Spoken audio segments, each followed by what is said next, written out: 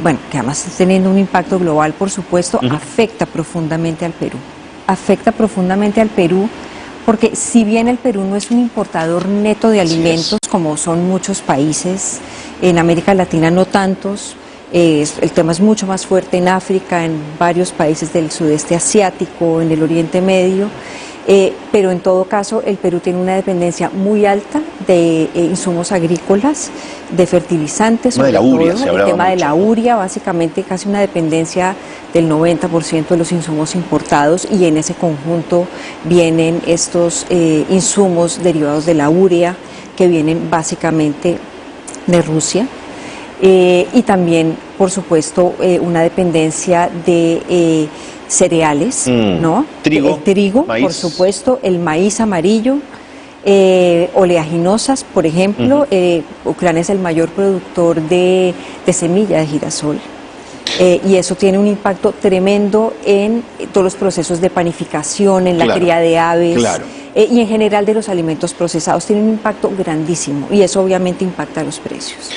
Sin embargo, los peruanos nos hemos sentido siempre muy orgullosos de lo que producimos y de lo que comemos. Por eso cuando se nos habla de riesgo nos parece todo como quizás muy tremendista, pero lo que dice la FAO es de una precisión meridiana. Por ejemplo, ocupamos el tercer lugar en pobreza y pobreza extrema de la región. Y según cifras del 20, ¿no es cierto?, la pandemia dejó un 30% de la población peruana en pobreza. Eso aumenta hambre y aumenta malnutrición. Por supuesto. Por supuesto. Además, bueno, un tema también muy complejo es que además de llegar casi al 30% de la población peruana en pobreza, casi el 5% de la población peruana quedó en pobreza extrema. Impacto socioeconómico directo de la pandemia. Obviamente durante esos 2 años los alimentos se fueron lentamente inflando en su precio. Los precios de los fertilizantes subieron de manera muy impresionante el año pasado, y eso siguió, digamos, profundizando esa crisis, y obviamente llegamos a, cerrando marzo, el INEGI registra una inflación en alimentos. Una inflación en general, el 6, altísima, ¿no? Pero no vista en muchísimo tiempo, y obviamente la participación de los precios de los alimentos en esa inflación pues es muy fuerte, ¿no? Entonces tenemos lo que trae la pandemia, ¿no? Nos deja socioeconómicamente mal.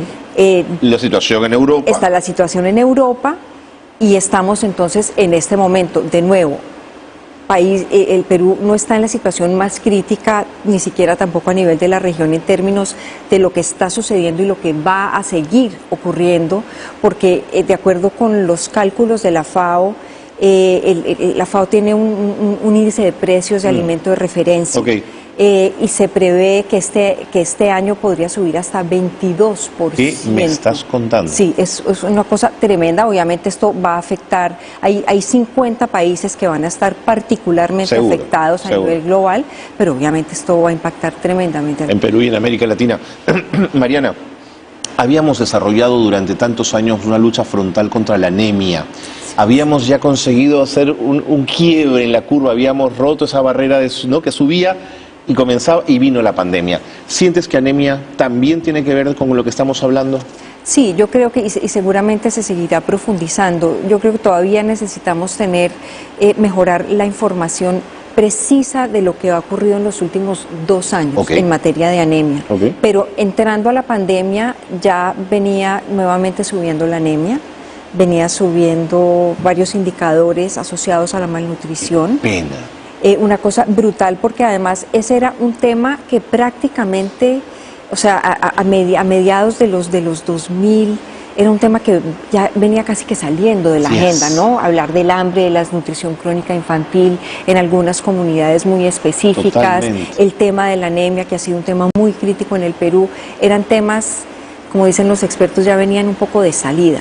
Pero claro, desde el 2014 los indicadores socioeconómicos en general de América Latina y del Perú también empezaron a deteriorarse por la desaceleración de las economías de la región, etcétera, y eso tiene obviamente un impacto directo en el problema de la seguridad alimentaria.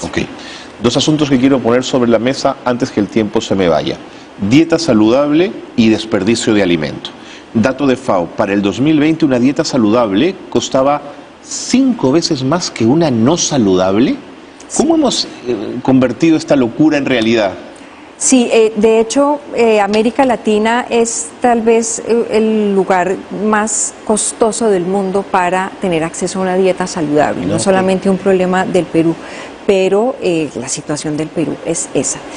Entonces, claro, con este deterioro socioeconómico, pues básicamente millones de peruanos y peruanas lo que tienen es acceso a dietas, como dicen los expertos, que son calóricamente eficientes. Que vienen de la industria alimentaria, seguramente. Claro, y son estos alimentos ultraprocesados, etcétera, o sea, como dietas súper altas en azúcares, en grasas saturadas, en sodio.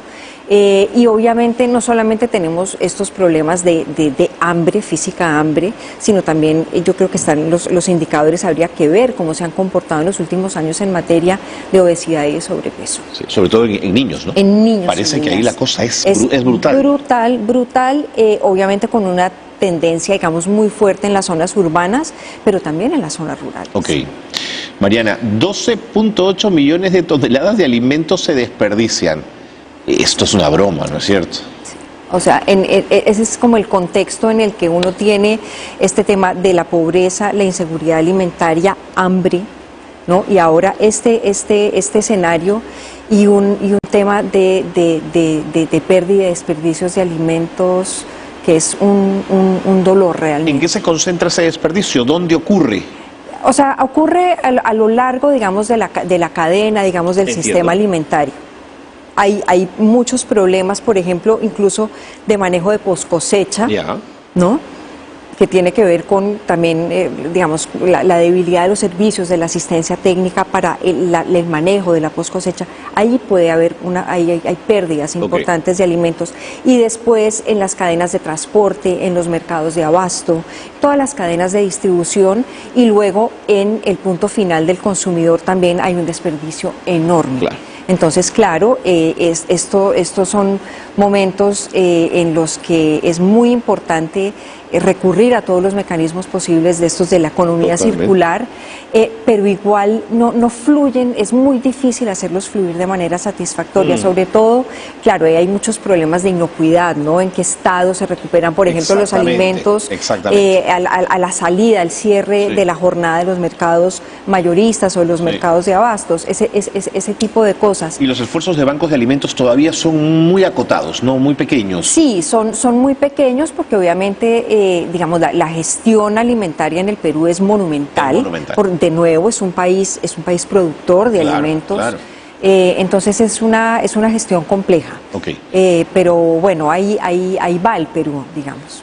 Mariana, en este minuto final, este mensaje de la FAO no es para meterle miedo ni al Poder Ejecutivo, ni a la sociedad civil, ni a los productores, pero sí para poner alertas muy claras, Mariana.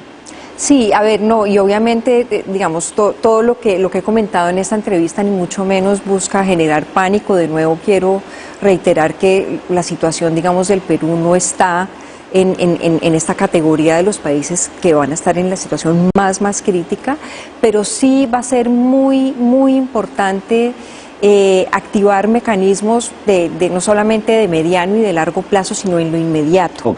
Y tal vez una recomendación muy fuerte, además de digamos unas iniciativas que viene teniendo el gobierno, todos estos temas de la exoneración del IGB, del impuesto al combustible, etcétera, de ver cómo se subsidia a los productores con el tema de los fertilizantes. Yo creo que hay que fortalecer mucho los mecanismos de la protección social, ¿no? Los programas sociales, la entrega de los bonos. Hay unos canales que están abiertos, se ha hecho una focalización poblacional para que las personas más vulnerables puedan estar incluidas en estos programas sociales, ¿no? El programa de alimentación escolar Jaliwarma, etcétera, los bonos.